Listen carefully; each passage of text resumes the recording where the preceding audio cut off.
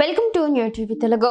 నటుడు శివాజీ ఇటీవల హీరోయిన్ల దుస్తులపై చేసిన వ్యాఖ్యలపై ప్రముఖ నటుడు హర్షవర్ధన్ స్పందించారు. శివాజీ మాట్లాడిన తీరు మాత్రమే తప్పని, ఆయన అభిప్రాయం సరైనదేనని అన్నారు.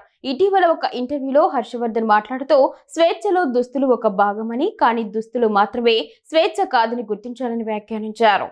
దుస్తుల గురించి హర్షవర్ధన్ మాట్లాడుతూ, దొంగల మనసు మార్చే కన్నా ఇంటికి తాళం వేయడం ఉత్తమమని, తాళం వేసుకోవడం తన చేతిలోనే ఉన్న పని అని వెల్లడించారు. తన ఇంట్లో వాళ్లకు జాగ్రత్తగా ఉండమని చెప్పడం సులభమని తెలిపారు.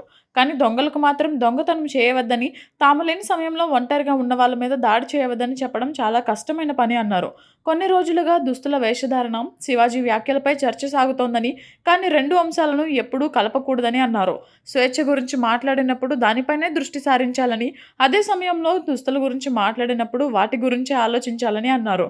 మంచి ఉద్దేశంతో ఏదైనా విషయం చెప్పాలనుకున్నప్పుడు మాట్లాడే తీరు సరిగ్గా ఉండాలని హితవు పలికారు. స్వేచ్ఛ అంటే చాలా రకాలుగా ఉంటుందని పేర్కొన్నారు.